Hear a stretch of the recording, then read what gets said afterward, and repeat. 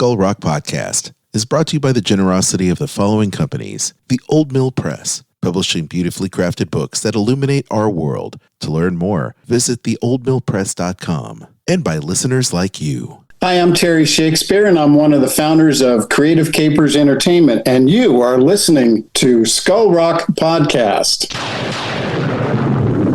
Aye, mateys, remember this as the day you sailed with the Skull Rock Podcast. Proceed at your own risk, and mark well me words, mateys. Dead men tell no tale. Welcome to Skull Rock Podcast, the show about all things Disney and pop culture. Every week we take you behind the scenes of some of your favorite Disney films, theme park attractions, performances, books, music, as well as what's streaming, what's playing in theaters, and what's happening in this universe of entertainment. I'm Aljon, musician and longtime Disney, Marvel, Star Wars, and pop culturist. And you can email me, Aljon, A-L-J-O-N, at skullrockpodcast.com. And I'm Dave Bossert, artist, filmmaker, author, and starting to get settled into my new home. Welcome to the Skull Rock Podcast. If you love Disney and pop culture, please subscribe to the show wherever you get your podcasts. You can also like and follow us on Facebook, X, Blue Sky, Instagram, LinkedIn, and on our very own Skull Rock YouTube channel. You can also email me at dave@skullrockpodcast.com. Aljon, we are going to bang through this show because we are busy as can be, aren't we? We are. Not so. It's the time of year, Dave. It really is that time of year. And you know something? We are dropping the final part of our interview with Tad Stones. Yowzas. Part 6. Can you believe it? I can't. It's just like the weeks have been flying by. Oh, man, it's insane. But I tell you, man, a lot of juicy nuggets in there. So hope you enjoyed it. I loved hearing all about Darkwing Duck and Double O Duck and all that other stuff and how it morphs from one place to the next place. I mean, it's crazy. I know. And you know something? We had a great note from Chris Banis, who is part of the crew here. Yes. And avid listener and friend of the show. And also, you know, she's got her own Grand Circle podcast show that she does with Stan Solo. So she loved this last episode, you know, part 5. She put up a note on Facebook about how great it was. So that's awesome. It's always nice to hear from all of our listeners, you know. Oh, 100%. We love it. Keep those comments coming, please. We need an attaboy every now and again. Yeah. And you know something? I also want to give a shout out because the CTN Expo is happening November 20th to the 23rd. It's the end of the week here. Yeah. You know, November 20th to 23rd, the CTN Expo is happening in Burbank, California, at the Burbank Marriott, right by the Burbank Airport. And I got to tell you, Aljon, I had a nice, quick little conversation with Tina because the CTN Expo has really made some big changes and gone through a pivot. And I want Tina to talk about that real briefly. Okay, sounds good. Well, Aljon, we've got a return of a great guest, Tina Price, who's the founder of the CTN Expo that's been going on for more than a decade and a half, at least. Tina, welcome back to the Skull Rock Podcast.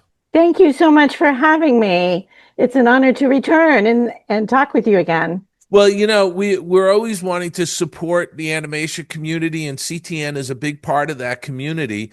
We know that this year's expo is coming up. It's November 20th to 23rd. It's at the Burbank Marriott, right by the Burbank Airport, where it's always been held.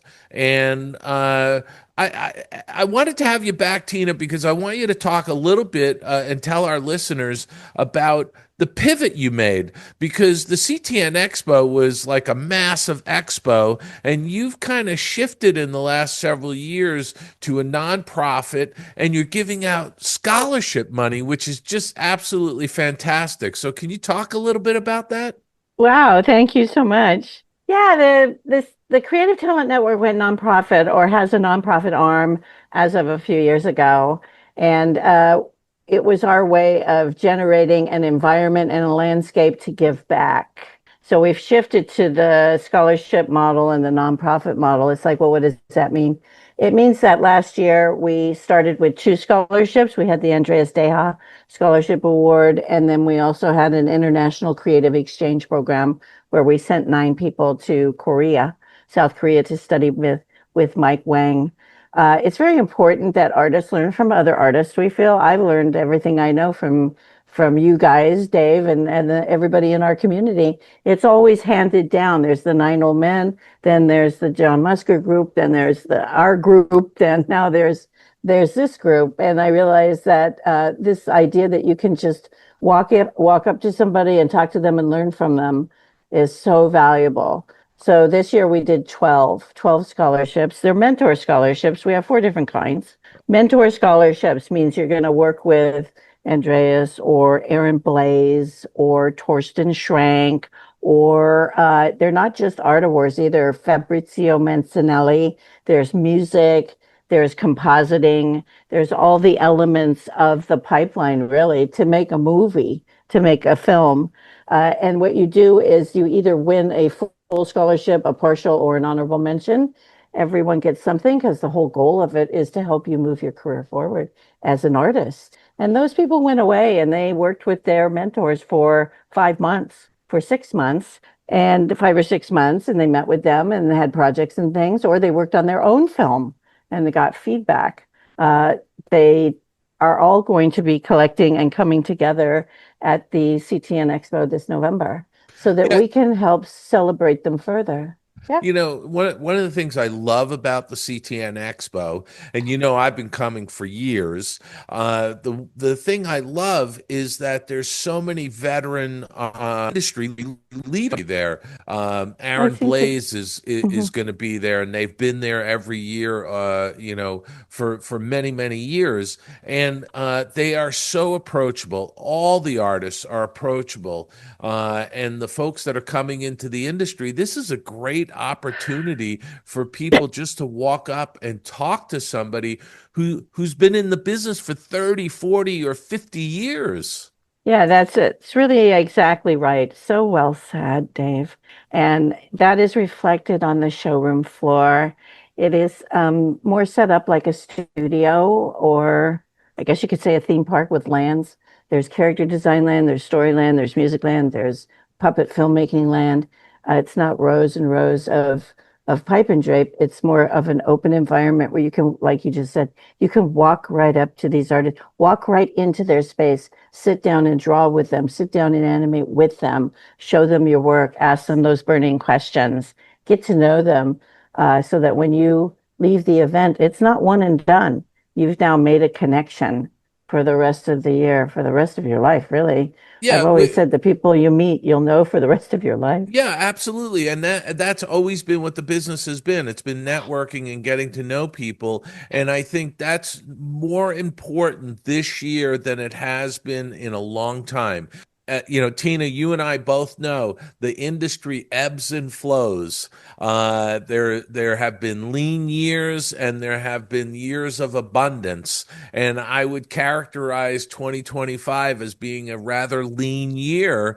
And it's more important than ever for some of the new people coming into the industry to network and to come to a CTN Expo and to meet veteran artists from all the different disciplines, get their advice, make those connections, see how they were able to, navigate their career through the ups and downs.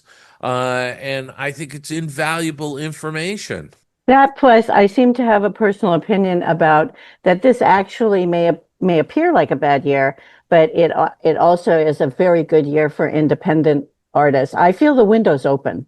Yeah. We're in a renaissance. We're in a transition. Now's the time. Come, uh, beef up your skills. Find out who you really are as an artist, and let CTN help you with resources and people and scholarships to become the talent that you actually can be. And when the industry shifts, like Dave says, it will swing back. You'll have a film done, or you'll be busy doing something else. I And feel the window's open. yeah, and I think that's really a profound statement. The window has opened. Yeah. It may seem very lean on the, established studio front and what content is being made, but as far as artists being able to create independent films and to get those films out into the world, there has never been a better time with all the crowdfunding mechanisms, all the digital distribution channels. And the amazing thing is that people's taste and the places they go to consume content has changed so drastically. Linear television is dying on the vine right now, and more people are getting their content from places like YouTube. And it is so easy to set up, as you know, a YouTube channel. CTN has Hmm. a YouTube channel, and people can get their creations, get their passion for animation out there into the world. And I think there's so many opportunities right now. It's crazy. And so, sometimes the phrase "it's darkest before dawn," may resonate with some folks, but there is a lot of stuff Oh going on yeah. out there. You just have to look for those opportunities, right? Yeah, I agree. And I know that we have a few minutes here left, and I wanted to just say that I believe that not all storms come to destroy your path. Some storms come to clear your path. So it's a very amazing time right now. And at CTN, you'll come and you'll see that these opportunities. We've got veterans there, all of the scholarship pros, plus we have Sylvain Comet coming in, and Eric O from South Korea, who also was at Pixar. We have Lewis Henry Mitchell, who is the head of character development at Sesame Workshop, Different Points of View, and Dwarf Studios, stop motion animation studio from Japan, all to provide an outlook of this landscape is huge. It isn't narrow, it's huge. And we also have Dave Bossert, who is going to be there talking with us on this very subject. Yes, I mean, I'm going to be there virtually this year. My Virtually. apologies to everyone, because I love going to CTN. I was there last year, the year before that. But this year was a big transition year for me. I'm on the East Coast, and I just couldn't be in two places at once doing all the stuff I need to do. But I will be there virtually, and Yeah. I want to impart, some positive, motivational information to people, so that it's easy to get into a rut and to be down if there's not a lot of employment at the sort of standard studios. But there are so many opportunities right now out there, and Yeah. I hope that we can talk about some of that. I just want to Great. remind our listeners, the CTN Expo is on November 20th to the 23rd. It's the weekend before Thanksgiving. It is in Burbank. The heart of the animation community really is in Southern California.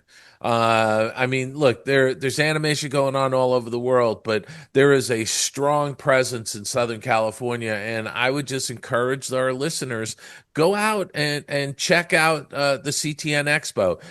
Tickets are available online. They can go to ctn.com. Am I correct on that? It's ctn-expo.com. Oh, Okay, sorry, ctn-events.com. ctn-events.com. Tina, we're going to be plugging that throughout the show and making sure people get out there. And I'm looking forward to seeing everybody, albeit virtually. Thank you so much, Dave. Looking forward to the conversation, and thank you for this opportunity. Thank you, Tina. Appreciate it. And we will talk to you soon.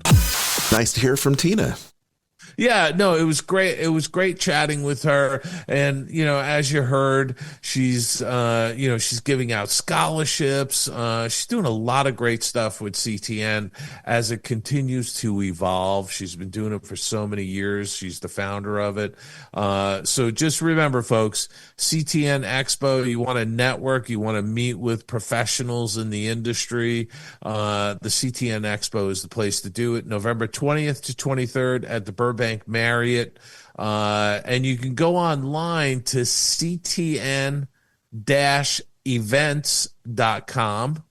And you can also go to ctnfoundation.org.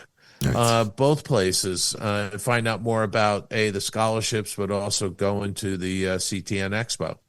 Sounds great. We'll have a link in the show notes. And by the way, I will tell you, I am going to be at the CTN Expo virtually. Oh, okay. Yeah, that's nice. I'm not going to. This is the first year in quite a number of years where I'm not going to be there in person, but I will be there. Okay. Via Zoom. Oh, so wow. there you have it. I love it. Okay. Well, that sounds great. Yeah. And Aljon, the other thing that happened this week, Fraser McLean, we've had him on the show as a guest. Yes. He's our Scottish friend who lives in Mexico now. Yes. And teaches animation. Well, he reached out because he wanted to let our listeners know that there is a screening of a short film. It's called Shimmer. It's a short film that's being put in for Best Animated Short Film consideration this year from Mexico. There's an in-person screening at the Lumiere Music Hall at 9036 Wilshire Boulevard in Beverly Hills on November 19th, which is this coming Wednesday from 7:30 to 9 p.m. So if you're a big animation fan and you want to get a leg up on some of the shorts, they're going to be up for consideration this year for Academy consideration and for other awards. This is a screening of Shimmer, Best Animated Short from Mexico, at the Lumiere Music Hall this Wednesday from 7:30 to 9 p.m. So check that out. Nice. I like that. Well, good luck, and looking forward to hearing more from Fraser in the future. Sounds really good. Well, in the meantime, Dave, while we have all this, I know that you had some notes here. Why don't we just go ahead and launch into what we've been watching this week. Dave, what's on tap? Well, I did see a movie on Netflix. Oh, I'm sorry, not Netflix. I'm sorry. I don't want to insult Netflix. Oh my! I saw a movie on Prime. This is a Prime movie. Now, I found out about this because I saw a headline in the Hollywood Reporter. Okay, and it said Playdate review: Alan Ritchson and Kevin James in the latest Prime Video action comedy made to ignore while doing chores. Wow. How's that for a headline for a review? I just had to watch this movie, which was a bit of a train wreck. Alan Ritchson is the guy that plays Reacher in the television series. Yes. Right? He's a towering individual. Yes. And Kevin James, we all know from King of Queens. Yes. The comedian. This is a mashup the way they did Arnold Schwarzenegger and Danny DeVito in Twins. Twins, yeah. If you remember that one. I love it. Love it. So the thing I'll say about this movie is that, the synopsis is an afternoon play date between two stay-at-home dads turns into a high-stakes chaos, right? It's a cliche action movie. I do have to say there's some good talent in here. That's wasted on a mediocre script and mediocre direction. But aside from Alan Ritchson and Kevin James, you got Sarah Chalke from Scrubs. She plays Kevin James's wife, Emily. Yes. Alan Tudyk, who we're fans of Alan Tudyk. He Yes. plays the villain. Mm-hmm. Hiro Kanagawa, who's a Japanese actor who's been in a lot of stuff, very familiar face. Stephen Root. There's a good cast here, but their talents are basically wasted. If you want to watch something on, have it on in the background while you're folding laundry, paying bills, or doing other things, this is the one to watch. Playdate. Okay. And I will say, IMDb gives it 5.5 out of 10. Rotten Tomatoes gives it 20%. That's pretty bad. And 50% of people who watched it liked it. So there you go. You got a 50-50 shot at this one. Actors got to pay the bills, Dave. Actors got to pay the bills. They really do.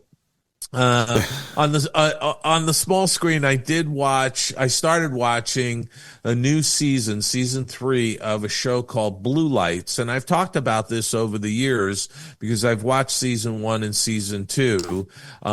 It's a Belfast-based drama. Blue Lights follows new police recruits Grace, Annie, and Tommy as they learn the ropes in a high-pressure environment. Grace is a former social worker who's decided to switch careers in her 40s. Annie has had to leave everything she knows behind, and Tommy finds it challenging to be on the front line. The team deal with divided communities, criminal gangs, and struggle to know who to trust, all while wondering if they have made the right choice to join the police force.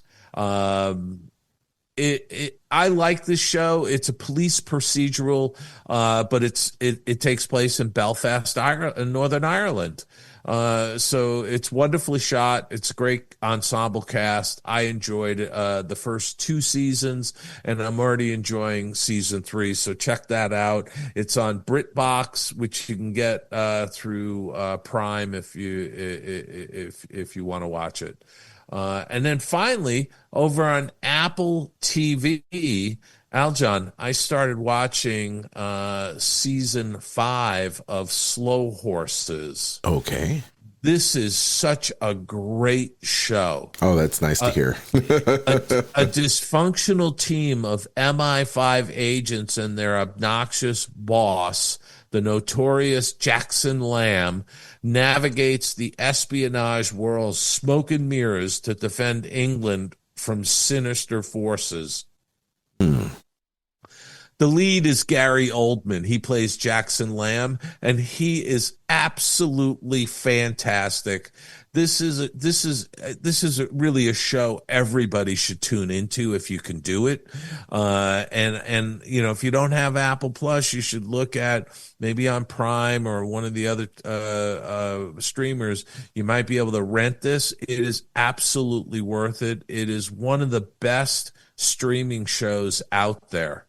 And again, all 4 seasons so far. I've watched all of it, and now this is season 5, and I can tell you it has been picked up, I believe, for a season 6. Oh, nice. So, and it's just an incredible group of actors. Gary Oldman leading the pack.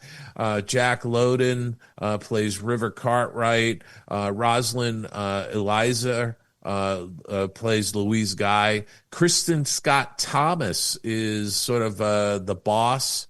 It's just an absolutely wonderful show. Just brilliantly written, wonderfully directed, great production design. I just can keep gushing about it, but I won't. Just watch it. You'll love it. That's what I've been watching, Aljon. Nice. What have you been watching? Well, I haven't been watching a whole lot. I did, of course, go back to Nashville 911.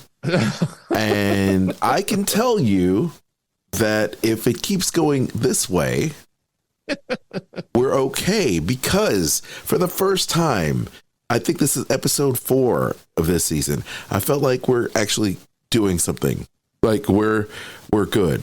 I feel like we're in a good place. It's starting to be more. Is it starting to get its sea legs? I don't know about that, Dave. I wouldn't go that far. I would simply say that the characters are being more fleshed out. The less they use cheesy special effects, the better. The more they can. This is kind of that whole situation, Grey's Anatomy type of show. It leans heavy into the drama.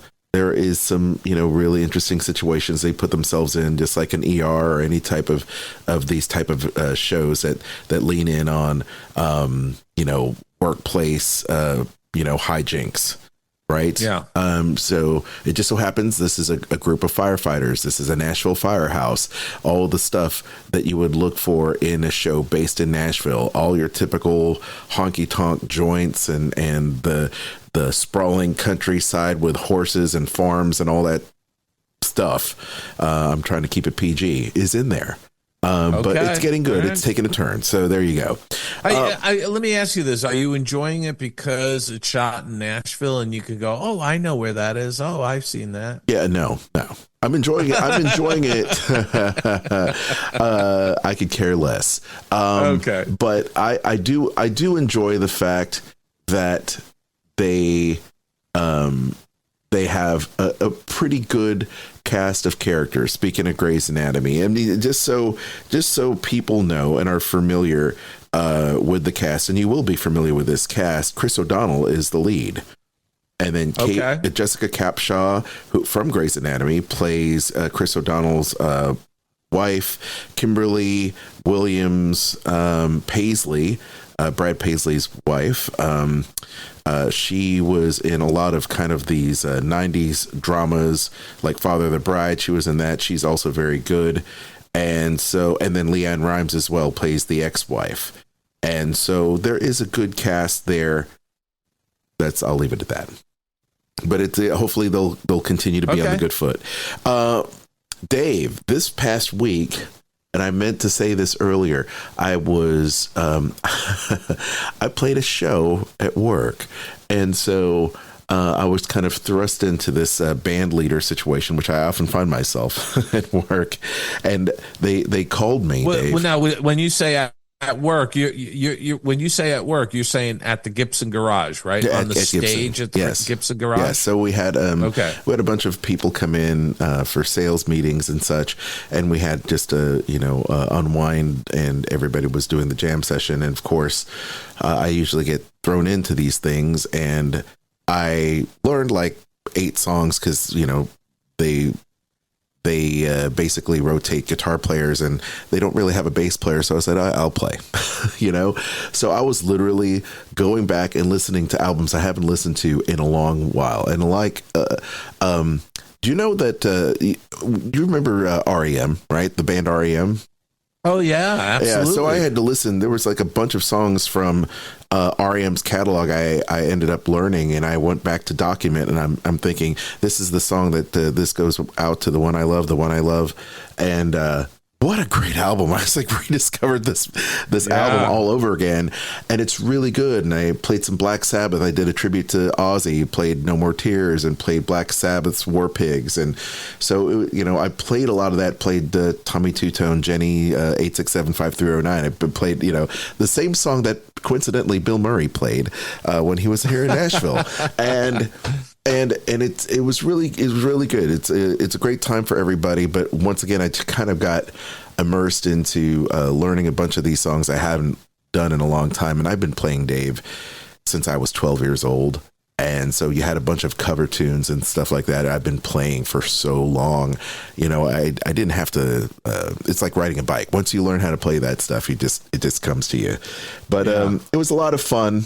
And I will tell you, though, I hadn't been on stage in a long time, and especially playing for, 2.5 hours straight. So that was crazy on my back. Awesome. But anyway, that's what was going on this week. Hope you enjoyed it. In the meantime, feel free to let us know what you've been watching, and we'll check it out in a future episode. Skull Rock Podcast. This week in Disney and pop culture. Bob Iger's in the news, Dave. Again? And Bob, you were telling me that they recently had an investor call, and I typically check out the investor calls, but I missed this one. So it looks like Bob Iger is reacting to a YouTube TV deal. And so the long short of it is Disney CEO, of course, Bob Iger, said the company's working tirelessly to close a deal with YouTube TV to limit disruption to subscribers. Quote, we're trying really hard, as I said, working tirelessly to close this deal. And we're hopeful that we'll be able to do so on a timely enough basis to give our consumers the opportunity to access our content on their platform, Iger said in a company's earnings call. Echoing the company's earlier comments, they told the investors that the Disney deal is equal to or better than what other large distributors have already agreed to. So that reflects the value that it delivers with both YouTube. By the way, the Alphabet have told us, I think that's ABC, what they meant to say, ABC. No. Alphabet is the owner of YouTube. Oh, Alphabet's the owner of YouTube. Yeah, okay. and Alphabet is the parent of Google. Oh, of course. There you go. You say Alphabet. I'm like, wait a minute. Is that a typo? Is greater than any value of the provider. So, I mean, you may have seen ads or messages saying that ABC programming is going to be yanked from YouTube. Yes, absolutely. And they're still going to fight about this. Look, the earnings call was this past Thursday. And it was a mixed bag because linear television, that's the ABC networks, is declining further. Revenue's declining because people aren't watching linear television the way they used to. So, but streaming is bolstering and going up, but it was still a mixed bag, and the stock wound up cratering a good 8 to 10%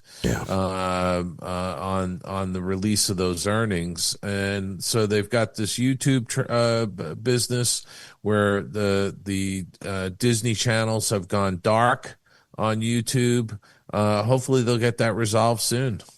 Yeah, let's hope so. They failed to negotiate contract terms by October 30th deadline, and so we shall see. Speaking of Bob again, this one comes to us from the Hollywood Reporter. Disney Plus to allow user-generated content via AI. Bob had said, I'm sorry, I'm on a first-name basis with him. Mr. Iger had said productive conversations with unnamed AI companies that would protect IP but add new features to the studio's flagship streaming service. You don't want to wait till 2027 Frozen 3. You may be able to make your own. The company's fourth quarter and full year 2025 earnings conference call, they said they're in the midst of rolling out the biggest, most significant change in the form of product perspective, formative technology. What does that mean, Dave? I mean, basically, they're going to be able to use like Disney work. assets. It sounds like work to me. You have to generate your own user content. I don't want to generate my user content. I want to sit down at the end of the day and flip on the boob tube, and I want to just watch something. I don't want to make it. Okay, I really don't. That's craziness. It says here, quote, the other thing we're really excited about is that AI is going to give us the ability to provide users of Disney Plus with a much more engaged experience, including the ability for them to create user-generated content to consume user-generated content, which is short form. Iger continued. Look, I just don't want to spend that much time. You know what I mean, Aljon? And maybe it's just me. Maybe it's my generation. I just want to watch a good show, like Slow Horses. It just seems weird. It says it sounds like Disney plans to encroach on OpenAI's Sora's territory. Have you seen the stuff that Sora can generate? They said, they're making movie trailers using Disney Pixar like 3D animation, and they're stitching that stuff together to come up with movie trailers. And I have to say, it looks good to a point. I mean, of course, it's not the best, but this is what really ticks me off about AI, and it goes back to like the number one song on Spotify happens to be some AI garbage. And some people tend to like it. It's completely AI generated. It's completely AI generated. Like, you're going to be doing clone after clone after clone. It's going to be like multiplicity with what was that Michael Keaton movie, right? Where he keeps on cloning himself, and then the worser the copies get, and the worser they all go back in the same gene pool, and then the worse gets generated. That's exactly what's going to happen. We're going to be treating everybody's content of crap is going to continue to flood the marketplace with more crap, and then that's what's going to feed the algorithm is more crap. That's what's going to happen. You're exactly right. There's no filter for quality. There's zero quality control. But you know what? You have to realize that this is all going to filter itself out. It's just a matter of time. A lot of the rhetoric that we've been hearing about AI, we heard the same kind of stuff with the introductions of computers. Personal computers and digital technology 35, 40 years ago. I think this is going to find its own equilibrium at some point, and the AI programs are going to be great in the hands of real artists, whether that's a musician or, a painter or an animator or whatever. It's not just going to be some suit sitting in an ivory tower typing in stuff. It just doesn't work that way. You have to have some creativity. You have to have talent to be able to use these new software programs. You're saying, Dave, the cream will rise to the top. It will. Just give it time. I will. We'll give it time. That's all I got right now. That's all I got. There you go. Roll call. Well, for people whose time has run out, Dave, that was probably the worst segue in the history of this program. Oh boy. I will say this though.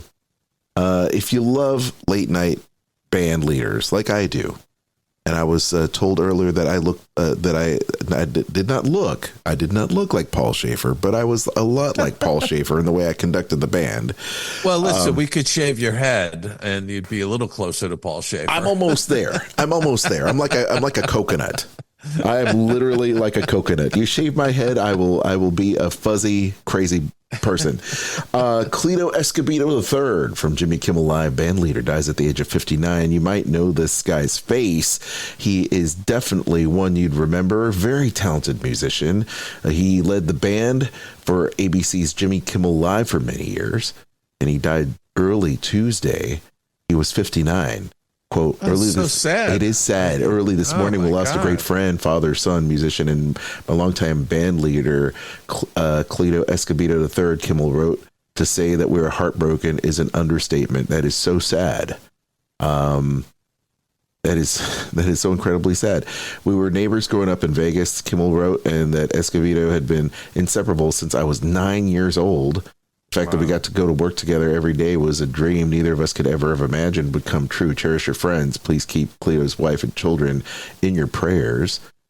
Wow, that is super, super sad. And so young. Crazy. So young indeed. Moving on, we do have Sally Kirkland, a legendary actress, uninhibited actress and Oscar nominee for Anna, dies at the age of 84. And she was one of the first actresses to appear nude in legitimate stage play. She worked for Terrence McNally, Andy Warhol, Oliver Stone, and Ron Howard. Yes, she had a very storied career, Dave. Yes, she did. And she was in a lot of really great films. Yeah, absolutely. She died in hospice care, Dave. A year ago, friends set up a GoFundMe to help her with expenses for life-threatening infections. She had fractures to the neck, wrist, and hip, and that often happens in elderly people.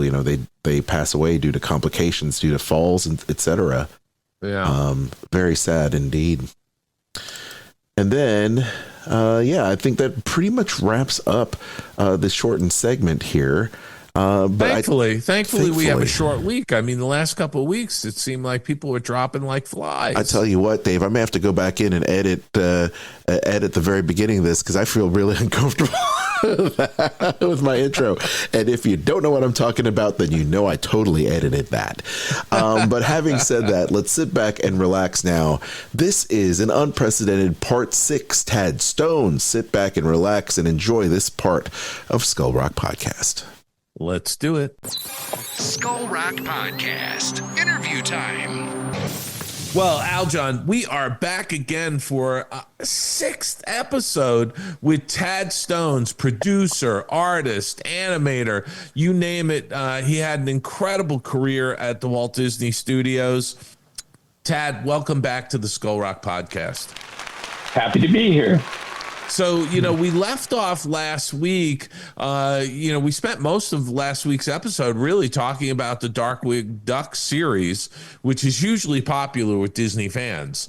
But what did you do after Darkwing Duck? Can we talk a little bit about some of the other shows that you did and just rattle some of those off? Well, immediately after Darkwing, I felt like that was fun. And the other, I loved not only comic books, and this overlaps, I love science fiction. So I pitched a show called Rocket Wild. And I did it all on my own. I did like 30 not storyboards, but presentation boards to say, here's the same kind of wild humor, but now it's set in space. And here are the characters and all that. And the boss, meaning Gary, the development staff all loved it. Gary just didn't see it. And the only hard thing for me about that is all that artwork I'd done in my own time because I had a job during the day. He didn't realize that, and he had guys reuse the artwork and rework it into the pitch, a new pitch. That when I finally heard about it, I said, that's just the Jetsons. It's like, mine had a whole different element to it. And they pitched it to Michael and Jeffrey, and they said, this is just the Jetsons. And they were not interested in it. But by doing that, he had poisoned the artwork. So I couldn't pitch it in the future. I did a little video pitch of something called Maximum Horsepower, which took Horace Horsecollar and made him a science fiction hero. That was a lot of fun. It was just visual set to this crazy surf music. And the biggest compliment I got on that was a artist leaned in to my room as I was playing this little video thing I'd made on the TV. And he said, I don't know what that is, but I want to work on it. So what were you using? Like a little Dick Dale surf music? Yeah, well, I wasn't Dick Dale, but it was definitely that. It was like a band that definitely had that sound to it. I wish I remember their name. Probably the Ventures. Almost came in over my brain. It's the Ventures, anyway, right, Tad? It's the Ventures. So what's that? What's that, Aljon? It's the Ventures, right, Tad? No. I mean, that would be the sound. But these guys were modern at the time, doing that sound. And I want to say it's someone with astronauts, whatever. Anyhow, it probably wouldn't have made a difference because Gary took me to lunch, and I thought, oh, am I going to get a chance to resurrect the show? And actually, that was probably the lunch he told me about the Jetsons. I don't know. Anyhow, because I had started in feature films, and I had done all these shows for them, they asked me to do Aladdin as a TV series. Again, I started months after Ron Clemens, and Ron and John John Musker had done, the feature. So I actually asked those guys to say, how do you feel about this? Is this okay? And it was like, no, don't worry about it. It was like, my frustration is when I'm writing those early scripts on a show, I'm seeing them fully Disney animated. And the great thing about Darkwing Duck was the first episode was animated by our Australian studio and pretty much got full Disney with a dash of Warner Brothers animation, and it was glorious. But then as other studios come in, expectations go down. So doing that with something on a film as popular as Aladdin, gosh, that was scary. But we dove in with the guys' blessings, and I said, well, I didn't say it to anybody. It was what I was thinking of is that I thought you take out the genie the funniest character, and in some ways the smartest character in the whole feature, is Iago the parrot, played by Gilbert Gottfried. I mean, he has the funniest lines. He creates half the evil plans that Jafar listens to. So I want him in the show. So I had to come up with a way, because at the end of the feature, he was sucked into the lamp along with Jafar. When Jafar became a genie and went down to the lamp. So I had to come up with a storyline that brought Iago back to Agrabah, basically. That storyline ultimately became the story, because we had to introduce the new. Again, the show did not have a lot of continuity episode to episode in the terms of like Gargoyles would do later. But we certainly had to, everybody knew the movie, and it's like, okay, we have to say, why is the bird there? Why is he with these guys? Anyway, having Iago out really helped the comedy of the show, because he and Abu the monkey were this great little duo that would get into mischief together, but they were kind of irritating each other at the same time. Iago was still a greedy, son of a gun that you couldn't quite trust him on an adventure. The big thing was the genie. We had to recast the genie, because at that point, even if Disney was in Robin Williams, as I understand it, basically felt like, one, he was hired this is before all the Disney huge hits. So he didn't get a huge amount of money to begin with, but he basically said about merchandising, it's like, look, it's called Aladdin. I don't mind being a part of all that, but it's Aladdin, so I shouldn't be taking it over.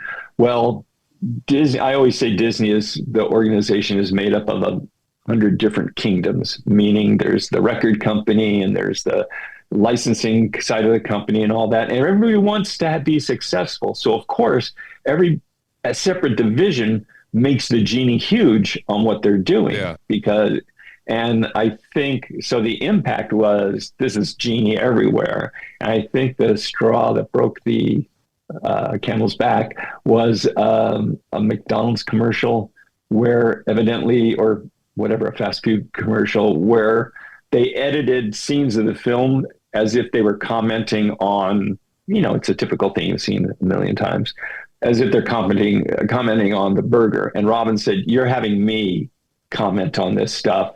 That's it. You can't do it anymore," and all that. And there was I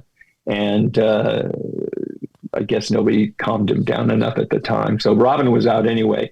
Even if he was on good terms, I don't think that he would have had the time to record once a week, for us doing the genie. Who was the sound alike for him? Well, that's the issue. Robin was able to veto or he had veto power, whether it was wielded or not, over anybody we suggested. But the point was, he couldn't be a sound alike. Now, one guy, Charlie Adler, who I worked with both as villains and later on in my career as a casting director, Charlie did a great rendition of the genie that was very close to Robin. Certainly had Robin's energy and gave it a little. It was kind of an imitation Robin. It was great, but all the things that made it great meant he couldn't be used. I mean, we tried to pitch it, but Dan Castellaneta is who we used as the genie. You would know him now as Homer Simpson, but we knew him as Megavolt from Darkwing Duck, and we used him in Hercules too, as various voices. He came from an improv background. He was funny, hilarious, added jokes. So he was our guy. He was totally different from Robin. Robin was okay with it, evidently. So we dove in. And my favorite episodes are the ones that were the most like the Arabian Nights, where we got into mythology and all of that. I remember later on when I did work with Robin talked about one of the episodes, specifically, and it was like, oh, cool. He watched a bunch of the show. And later on, after he had re-recorded, or when he recorded on Aladdin and the 40 Thieves, when he talked about things, he'd mix up the original movie and our movies. That when you talked about different gags and things like that, because in his head it's all swirling around. So Aladdin, we always, it was a fun movie. Gilbert Gottfried, the first time we had him on the phone because he was in New York and recorded by from afar digitally, and he started talking and it was like, oh no, is something wrong? Is that Gilbert? Because he was using his normal voice. And then as soon as he started, with his voice, it was like, oh, okay, there's Gilbert. We're in good hands. And that was, back when we tried to get all the, the original voice. Yeah, we had the original voices of just about everybody else. We tried to get people in the same room whenever possible. And that was great. I remember Linda Larkin, I forget whether it was Scott who was in town or Linda was in town. But when we finally got them together, she loved it because she ended up acting across, to a human being, instead of just looking down at a script and into a microphone. Anyway, again, that during production, all that, I forget where, but I'd been all over Disney and I had met some middle management types from the home video. And I called up one of them when we were when I realized that we're doing a 4-part episode explaining basically how Iago got out. That it was like, that involved the return of Jafar. So I called him up and I said, technically we're doing the sequel to Aladdin. Now, what was in my mind wasn't any grandiose plan. It was just like our budgets, courtesy of Gary, were being tightened up and possibly could be clipped. So my thought was, if this could provide a little more revenue, that would be another revenue stream that we wouldn't have. Maybe our budgets can stay the same or inch up a little bit. Anyway, so I pitched it to him. He pitched to his bosses, and they weren't really interested, evidently. However, when Aladdin was released on video, it was a blockbuster. It was huge. Exactly. So thankfully, I'm usually not this smart. I pitched it to the guy again. He took it to his bosses again. And this time it was like they had heard it for the first time. The sequel to Aladdin. And hence Return of Jafar came out in video. I was very self-conscious of it because, Jeffrey looked at it and we had just divided up the film between the first half was done by Australian studio, which is now a little bigger than it was on Darkwing Duck. So they were able to handle half of it. And then our Japanese studio was very good, but, a different sensibility, did the second half. Anyway, and also in the theme song that wasn't used in the movie, there was Robin had recorded this, or a Robin sound, whatever. They had recorded a much longer theme than they used. And in it, I believe, was a mention of the 40 Thieves or something that fit our show a lot better. So the show opened up with these great horses that Paul Felix had done concept art for. And then they got this guy in Australia who loved horses, who specialized in them. Glorious animation as they're riding across the dunes. And here's this feature music, literally from the feature. And the first sequence, I remember we showed it because obviously they were interested in it, but Jeffrey and Jeffrey by that time was very involved with feature animation and very protective of it. Anyway, he watched this, and when the first sequence kind of finished, he said, guys, this is looking pretty good. And suddenly he leaned forward and he put on his real Jeffrey hat, where he starts giving notes. And there was a huge missing scene. Well, it's not missing, but there was a huge scene where Abbas Maul, one of our villains, sneaks into Agrabah from the classic tales of a jug of some sort, either an olive oil jug or a wine jug or bales and wheat or whatever. And the whole thing is the guards are like stabbing it. And he gets through them and he stands up and his clothes are in shreds and it just all falls away from him. And Jeffrey did his, with an eye toward the story and pacing. He said, "This doesn't lead anywhere. Cut this." And it was just like, oh, you just cut glorious animation. And of course, when it's on home video, it's like that stuff. Watching shows in the living room is different than watching a theater. Yeah. Anyway, he said at that point, I want this finished up as an A movie, meaning I got to work with Academy Award winner sound designers and mixers and, all the same guys who do the features. I learned so much that I was able to use in all my other shows. So that really changed. And how did it do when it was released? It did well, didn't it? Well, let's put it this way.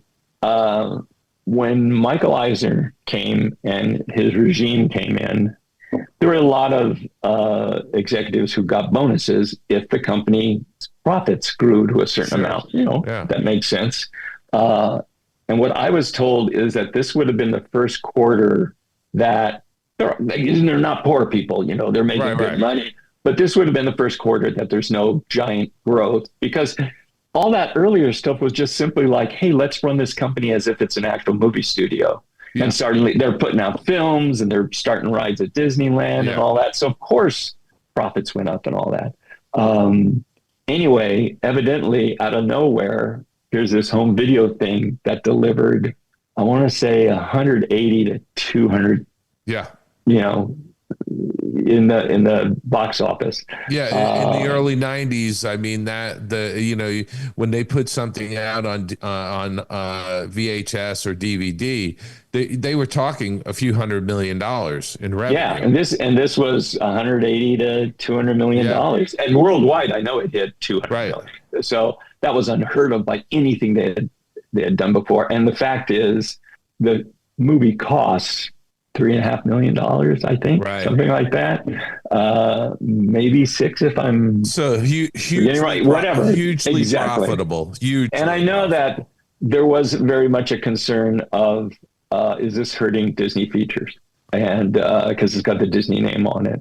And I certainly see that argument. And who knows, maybe it did, because suddenly you could get 2D animation everywhere, and then we entered this world of CG, and the CG stuff made money and the 2D stuff didn't, although now CG is everywhere. So I don't know.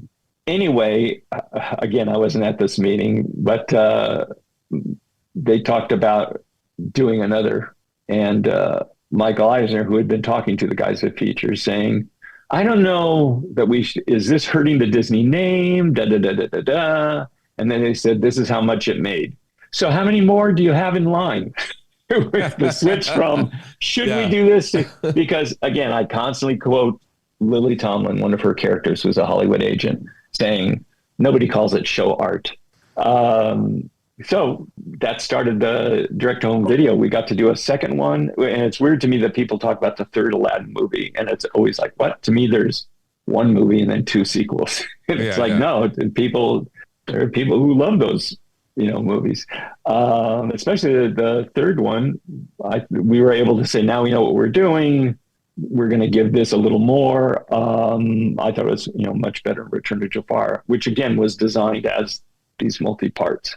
And that was a huge hit too. Yeah. So after that, I became the guy. Well, I take it back. After that, we talked about doing a sequel to Lion King. And I actually was on the early development of that. And they were pitching kind of a Romeo and Juliet story. And finally somebody said, technically they're first cousins or something like that. Should they be getting married and all that? And it was like, okay. And I remember, I'm totally blanking. Who's the guy who created Buffy the Vampire Slayer? Joss Whedon. Joss Whedon wanted to do musicals, and actually had written some music. And I think one's actually was certainly in our rough version, because we got to story reels on some parts, or maybe not, whatever. Anyway, when that didn't go, I was off. That went to somebody else. Who knows what happened after that? Other than that, my next pitch, it was like, what, Tad was I was never going to be able to do an original show after that. It was, here's the guy who came from Features. He delivered these big hits. We want him to on this stuff. So I had done the sequels, kind of been developing new direct-to-videos. Again, I think it developed a Jekyll and Hyde, but they really just wanted, sequels. And I thought maybe I should go back to series because I actually had more fun creating lots of stories instead of one big story that takes a long time, gets a lot of notes. And I went down to Ask downstairs, where, Michael Webster and Gary Kreisel and Tom Ruzicka were the guys, and Tom was the head of production. And I went down to ask them if there was any chance that I could come back to series. Little did I know that the previous day they had said they were talking about turning Hercules into a series. And they said, who would be perfect for this is Tad. This is like another superhero thing. And, oh, no, don't even bring it up to him. He's into DVDs and all that. And the next day I walk in saying, hey, can I do a series? So boom. And did they give it to you? Yeah. And I worked with Bob Schooley and Mark McCorkle, who had worked on Aladdin. And they were aces. And they went on to, ultimately create Kim Possible. And had a huge career outside of Disney too. Anyway, we got in, started developing, and pitched show, got a green light. And by that time we had a new boss. Dean Valentine was our new boss. Right. And he said, you don't have a show yet. And we're going, because it was like Phil and Hercules as a teenager. I think we had made that no, I don't know. Whatever. It was Phil and Hercules, one of the muses, and a fourth character somewhere. Maybe that was just a picture of Hades as a possible villain. But the higher up said, yeah, do a sequel. But Dean said, you don't have a show. And we kind of like bristled. What do you mean a show? Michael Eisner said we had a show. I think we got a show. But he was right. We had to pitch something that had more of a concept, more story possibilities. And I forgot who came up with it first, but Hercules had that sequence where he is a teenager, and it was like, what if he goes to high school and the classmates are all the gods? We know we have Apollo is this great, the equivalent of the star football player and all that. And that was, that opened up things a lot. And it was funny that Ron and John were like, what? You did what? They weren't angry about it, but they thought, this is the perfect show. We just created Superman. You could go do Superman is notoriously hard to write stories about because he's so powerful and all that. And we said, well, we're doing Superboy. And that, I think it was a better show because of that. And it was one of our most beautiful shows. I mean, as far as this feature was so stylized and its effects and all that, and we were able to get that all to overseas. And you kept that that Gerald Scarfe influence. Oh, exactly. Yeah. We definitely, we're always trying to do what features is doing. Yeah. And then I'm not sure of the order. Oh no, that makes sense. The next thing on the plate was Buzz Lightyear Star Command. For the first time, they were going to have the same creative team, meaning me, Mark, and Bob, go from one series directly into the next. Usually it was like, while we're doing Hercules, or while we're doing Aladdin, Steve Loader and Matson Roth are doing, Tarzan and getting that ready. And then we do Hercules, and then somebody else would do whatever's next. Anyway, I don't know that we had a choice. It was still an attractive thing. I got started on some development. I did some visual development of new alien characters and all that, possibly some of the space cadets. I'm not sure.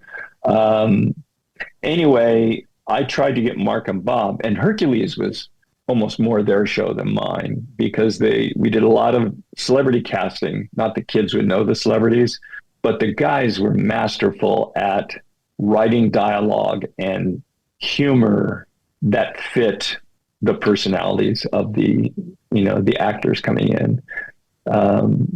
Just a side story, the one that pops up to me is Lisa Kudrow, who was Phoebe on Friends. Big, huge improv background. She came in as Aphrodite.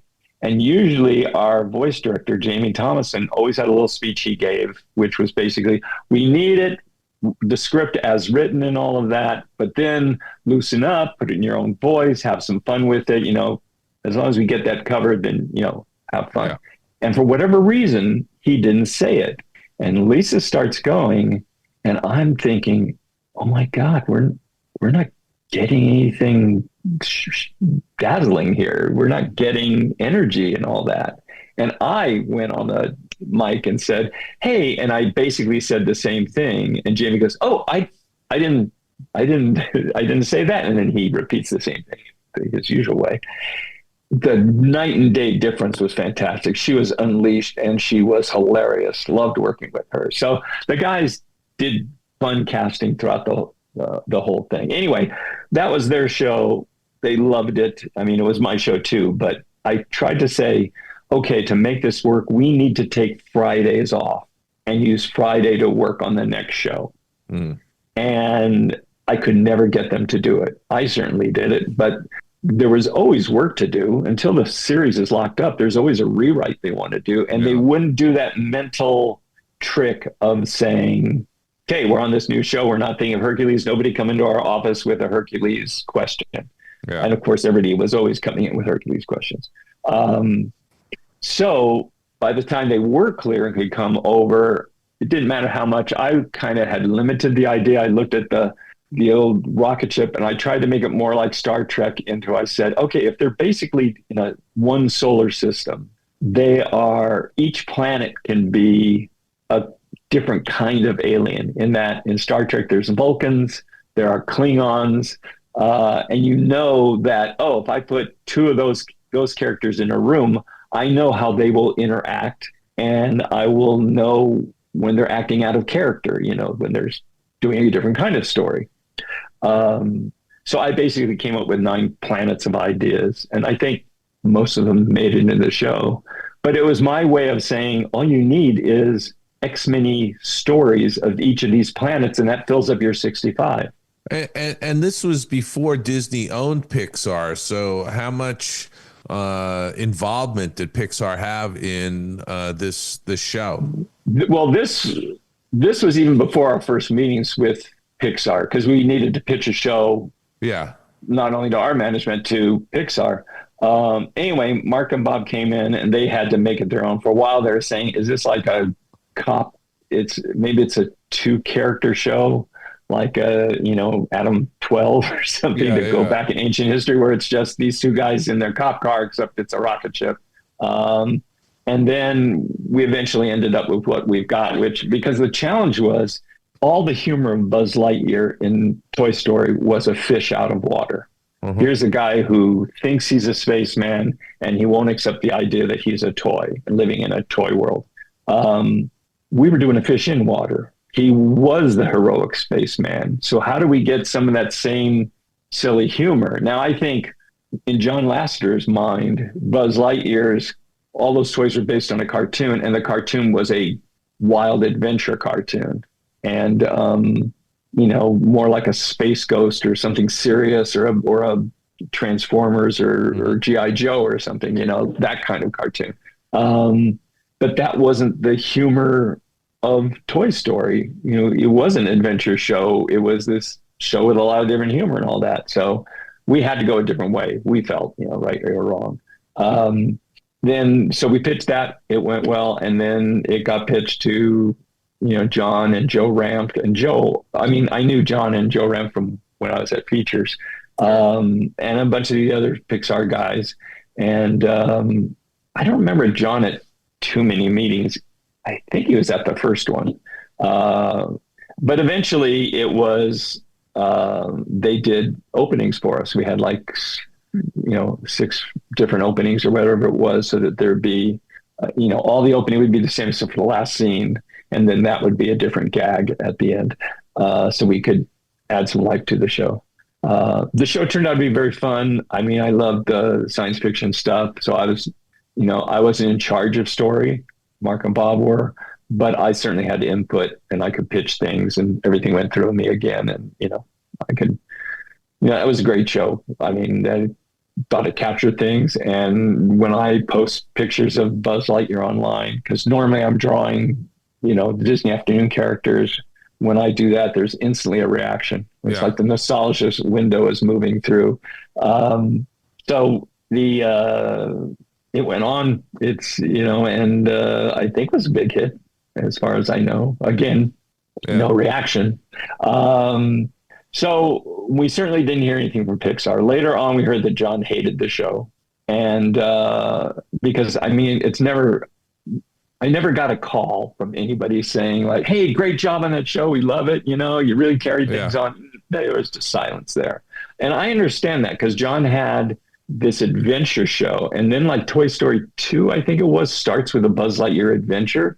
And it's fantastic as far as surprises and all of that. And all I can say, it's like, how long did you spend on that 5 minutes of story? Not even the animation, but how long did you take to write that, board it and rework it? Because we have to turn out 22 minutes every week. And we have 65 adventures to get through.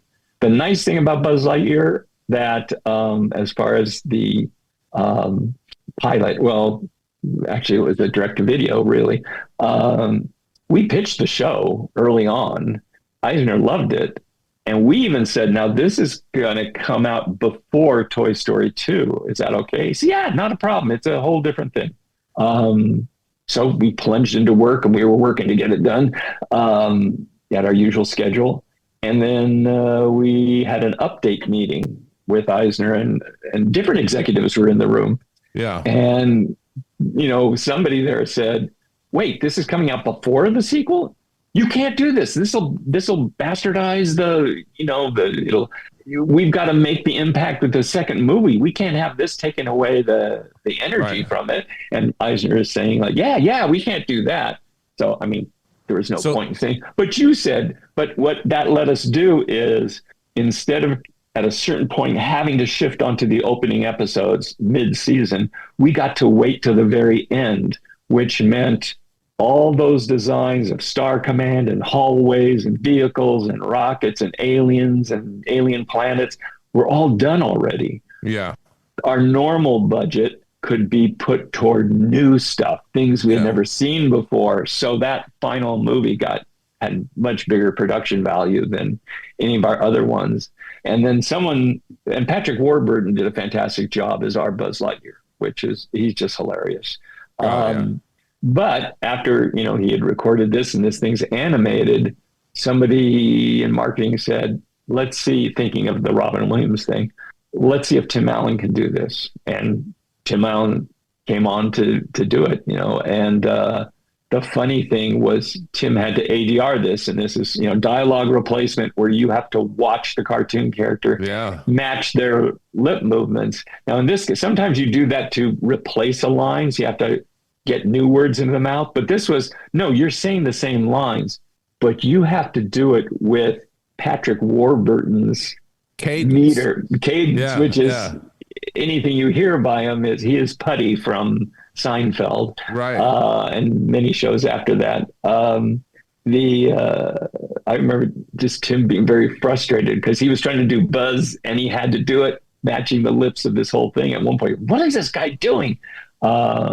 Anyway, it was probably a nice touch in that it's a good transition. Here you're used to Buzz Lightyear. Here he sounds like Buzz Lightyear. And then in the series, you've already seen him animated, and it was a good transition into that show. Then after that, I got to pitch Team Atlantis for the new Atlantis movie, which would be our action show. I had always fought the idea of doing animatics for any of my series that other series at Disney would do it. Because I said, it's just one more step for people to give notes on and create headaches, Right. And that's way too late in the process to take on headaches. Anyway, it's on Team Atlantis, I said, now here, we need animatics because we're going to be doing action adventure. We want to see how it plays and cut and all that. And they said, yeah, it's not in the budget.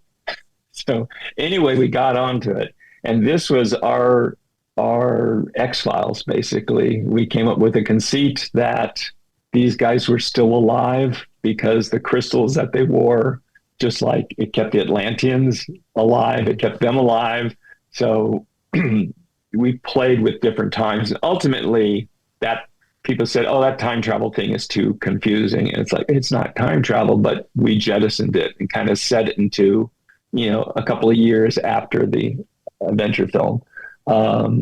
People were loving the scripts. They were loving the show. People meaning in Disney animation, and certainly the staff, they said, this is the best thing we've ever done. This is going to be so fantastic, because it was just, I was writing toward an adult audience that included kids. It was just, fun stuff, that all I loved from all the science fiction books I'd read. Loved the steampunk feeling of it, and the characters were so great. And they think they work better for us, because the problem with the Atlantis movie is you had all these great characters, and then they turn out to be bad guys, and it's like, and then they have to turn good guys again, and it was like a flip for the audience. And here we got to, play off different groupings of them, and again had the original voices doing it. Anyway, the syndication market had kind of disappeared at that time, or at least Disney's role in it. So because cable was coming on and taking over everything. Originally, we were going to be on Toon Disney channel. I don't think exists anymore, but that was Toon Disney, showing a lot of Disney afternoon stuff. I remember Gary Kreisel introduced me to the woman executive who was in charge of Toon Disney, and basically said, here's the man who's basically done 60% of your content or whatever it was. And she goes, oh, well, whatever. Anyway, so Atlantis, I guess, was going to be on there. That's what I was told. And then it wasn't, it was like budgets and things like that. And then it was going to be on, Barry Blumberg told me, David Staten, who was our new boss at that time, he said, really fought for this show. He fought long after I would have fought for it, to get this thing going. And it ended up, it's going to be on the Disney One Saturday morning. And I went, that's not good, because One Saturday Morning was kind of a very educational lineup, very much Nickelodeon, because Jerry Laybourne from Nickelodeon had come over to Disney to help create that. And suddenly we're going to be blowing up dragons and sea serpents, and that's okay. Well, whatever, we'll get in it. It was a hard pill to swallow. ABC finally did it. Our notes it was a constant battle, because, and including David, by the way, once the show was sold, he tried to, take things, let's put it this way, a famous quote that we wanted t-shirts made, that said this quote. We said we were doing a show about the Bermuda Triangle, and the idea that there's a crystal, an Atlantean crystal, that sunk there and creating basically Creature of the Black Lagoon type aquatic creatures that would come up and pull ships down or whatever. And he said, wow, why do you need monsters like that? Why do you need those in every episode? And well, that gives us our Jeopardy. Why do you need Jeopardy? And that's what we were going to put on a t-shirt. It's kind of, for an adventure show, Jeopardy, good thing. Anyway, we struggled along. We were story-wise, we were probably less than 10 scripts in, but when many more outlines were in work and many more premises had been approved. So the writing staff, mentally, we were, in the last, I forgot, I don't know if it was 65, but, we were saying, we don't know what show this is anymore, because now it's like we're losing track of all that. And then Atlantis came out, did terrible first weekend. And on the next week, on Friday the 13th, we laid off 80 people. They killed the show. They killed the show. And that was that. After that, I pitched various things at Disney. And basically, by jumping around the company so much, they gave me raises. I had, negotiated raises because I kept producing hit shows for them. Yeah. And I was too expensive. They didn't say it that way, but basically in my last contract, they didn't pick it up. However, at the time, I had a show in development that one of the Disney channels actually was very interested in. And Barry Blumberg extended my contract 6 months to see if it goes or not. And unfortunately, there was a show completely different, but another fantasy show that had elements similar to mine. And they had already picked that one up. So even though I got the feeling they liked mine better, in their minds, it was too late. They wouldn't develop 2 fantasy shows. So I was out the door in 2003. So, and what did you do after that? Gary rarely let me take vacations. I had a lot of vacation time saved up. And during my stay there, I said, okay, I'm not going to try to get more money. I'm going to try to get an extra week of vacation. And I did that. But, Gary would say, well, I can't spare you right now and all that. So I'd have a normal 2 weeks during the year, but I could never take that extra time I had negotiated for. That all built up. Then the company made the rule that you had to take some of you have to take it, but that didn't hurt my bank of that. Right. So when I left, thankfully, all that back pay unused. And by the way, I always noticed Gary took vacations. It's like, aren't you supposed to be running the whole thing? Anyway, that kept us afloat while I fumbled around, talked to, I had never had an agent. So I talked to some agents, and one of them said, what would you like to do? In other words, it's what you say to a creative person to say, do you want to direct? Do you want to, you want to do musicals, whatever? And I said, instead, I did in specific. Now, I'd worked with Mike Mignola on that Atlantis, one of the most creative people on the planet, by the way, on Atlantis, creator of Hellboy. And I said, I would love to do a Hellboy show. And the guy smiled really wide because he knew he had me. It turned out he was doing the marketing or whatever to Guillermo del Toro's first Hellboy movie. So when the original thing was Hellboy was going to be a series on Cartoon Network. So there was Dark Horse had rights, Revolution Studios, who did the movie, had rights, Cartoon Network, had rights, and then the studio who was producing had to make the deal. And they had the first meeting to discuss, okay, who's going to do the show? And Mike Mignola was there too. And I guess everybody said, because I had met with people on a whole different project at Cartoon Network, and they knew I was a big Hellboy fan. Somebody brought it up in the meeting, and everybody said Tadstones, except for the studio who actually had to do this thing, who had never heard of me. And they actually called up Vic Cook, one of my, who had storyboarded from Darkwing on, maybe even Rescue Rangers, and had been one of my directors. And he got a call from a guy he knew at that studio, and he thought, oh, maybe I'm up for something. And it turned out they wanted to ask him about me. Anyway, I got to do Hellboy. My 2 favorite projects were Darkwing Duck and Hellboy animated. And I just wish I had some of those Disney budgets when I did these things. Before that, maybe I got a chance to work with Stan Winston, who, I basically was a freelancer. I was not built for freelancing. But there was life after Disney once you got some traction. Yeah, actually, my first project wasn't the Hellboy thing. It was Tom Ruzicka had left Disney, or was ushered out too, and who I'd mentioned before. And he worked at Universal, who actually would have technically had the first direct-to-home video, but or it got released after Return of Jafar, so Jafar gets all the credit. And the executives there was very big on saying, well, actually. Anyway, Tom brought me over to do the New Adventures of Brer Rabbit, based on a specific book.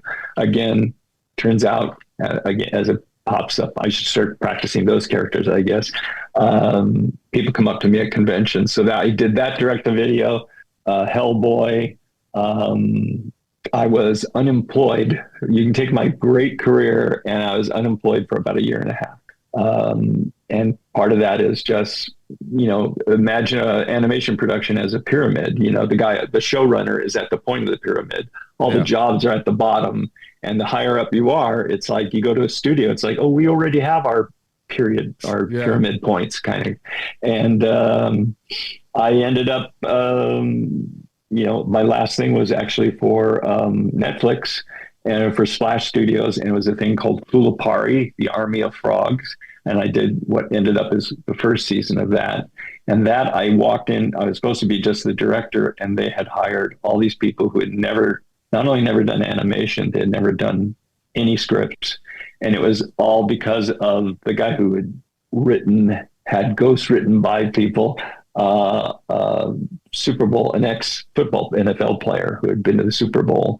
And he basically demanded things and wanted things. And I had to rewrite those scripts as they came in. I had to write basically a feature film in 2 weeks, and then had to do a second one overlapping that while I was in production in 3 weeks.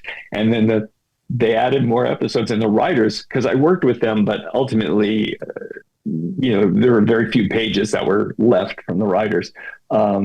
And they said, Tad, we're not gonna say no to that, or we're not gonna accept this because you do all the work. I said, no, I'm doing 2 movies right now. I can't. You got to at least write the basics. So that was the last thing I did, was that Splash. So when I look at going out with Netflix, I said, oh, I got to go out with the cool kids. Well, the thing I take away from all of this is that you had an incredible career at the Walt Disney Studios, and you proved that there is life after Disney, because oftentimes, you know this as well as anybody, oftentimes when you're inside the Walt Disney Studios for decades, people don't know who you are outside the studio necessarily. Yeah, exactly. It takes a little bit for you to sort of get traction, if you will, once you leave the studio. But once again, you had this great career, and it took you 1.5 years to get some traction, and you got the traction, and you had a sort of a second career, if you will, as a freelancer doing all these other fabulous projects. Yeah. And like you said, went out with the cool kids at Netflix. Yeah, in the middle of that, there was there was a problem with, again, unemployed for 1.5 years. But then I would do some scripts, and maybe I should have done that all along and built myself back up as a writer and on all that. But I began to do storyboarding, and I ended up working on Bob's Burgers for the first 3 seasons. So that's amazing. And while I was there, I did a pilot for Disney, which is what kept me sane, because it was such a funny show. Tad, I this has just been such a fantastic conversation. I think our listeners absolutely have enjoyed the last 6 weeks of hearing all these behind-the-scenes stories on so many great shows like Rescue Rangers and Darkwing Duck, and the development of the Atlantis TV show, even though it didn't go. But to hear about it, I think, because there's a big following for Atlantis, the Lost Empire. So anyway, I just want to say thank you, Tad, for being on the Skull Rock podcast. It's been an absolute pleasure talking with you. Well, thank you guys for having me. It's been a lot of fun. We managed to squeeze almost everything in. Yeah, and you know what? Like I say to all of our guests, we'll have you back at some point in the future. All right, sounds good. Skull Rock Podcast is now on Patreon. Dive deeper into the world of animation, films, and behind-the-scenes stories with Aljon Go and Dave Bossert. Not only will you be helping keep the magic alive, but you'll also be part of our special community with ad-free episodes. We want to thank our friend of the show, Joshua Volkert, as well as Skull Rock crew members, Steve Minch and Chris Banis, for their support. If you'd like to join Skull Rock's crew, please join our Patreon using our link in the show notes, or visit patreon.com/Skull Rock Podcast. Thanks for listening and for your continued support of everything we do. Skull Rock Podcast, where you hear the stories behind the adventures. Let's get out of here! Come on, Scotty, let's get out of here. Let's get out of here. Let's get out of here! Let's get out of here, Lieutenant. Oh, closing the door on part 6.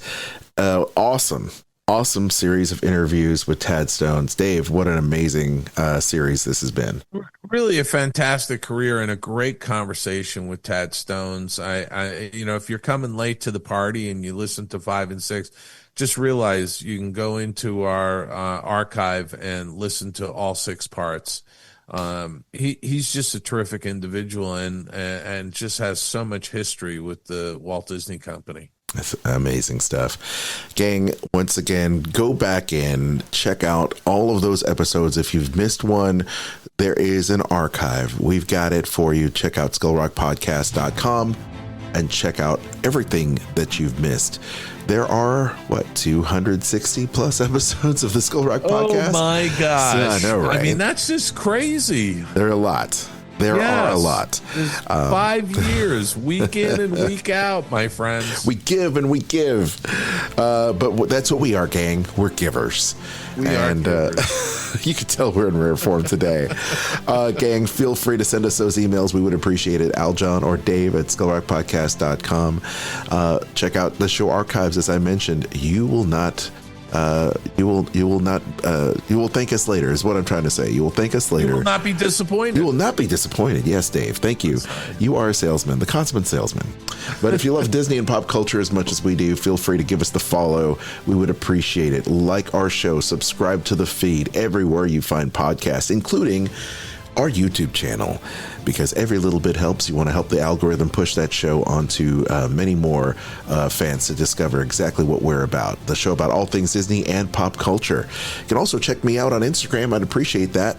Aljon Go.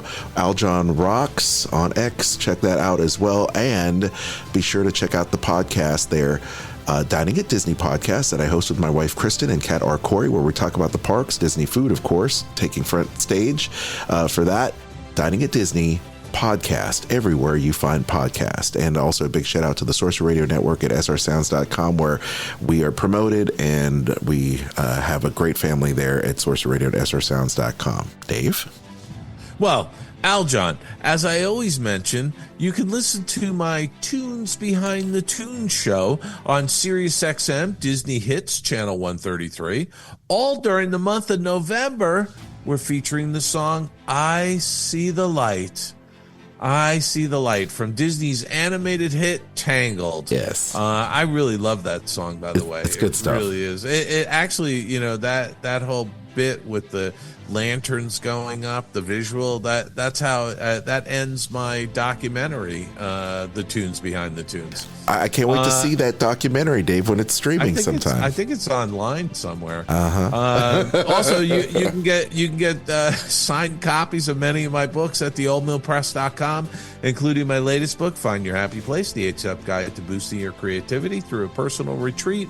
Winner of multiple book awards. How's that? Yes. And then you can always go to davidbossert.com, where there's free content for you to read if you're interested in animation and Disney history, as well as a tab for free stuff. That's right, free stuff, my friends. And with that, Aljon, I'm going to say go out and have a fantastic week. Do you realize next week is already Thanksgiving? I can't believe it. It's insanity. But you know what? Go out, have a fantastic week, everybody. Be kind to one another. We'll see you back here next week, right here on the Skull Rock Podcast.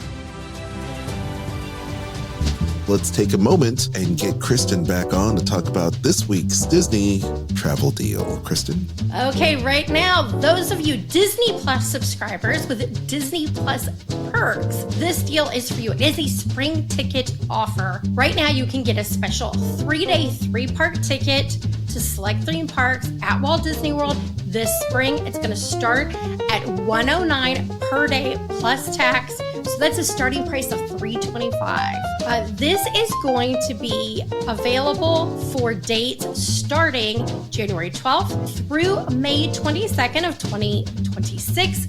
And the ticket must be used within 5 days of your selected start date. Of course, you can add on the water parks and sports option if you want to do that for $70 more per ticket. But Yeah, that's a good deal. Some tickets right there. I love it. Of course, once again, as Kristen said, this is for Disney Plus subscribers only, so make sure that you have your membership going and give Kristen all that detail because they're going to need to validate it in order for you to get this awesome deal. As they say, special procedure. That's right, exactly. Special procedure. Beat you to it. I had to say it. Kristen, where can people take advantage of this Disney Plus subscriber deal or any Disney Cruise Line, Adventures by Disney, or Disneyland, Walt Disney World Resort? Where can they email you? They can contact me at Kristen, Kristen, @magicaljourneystravel.com.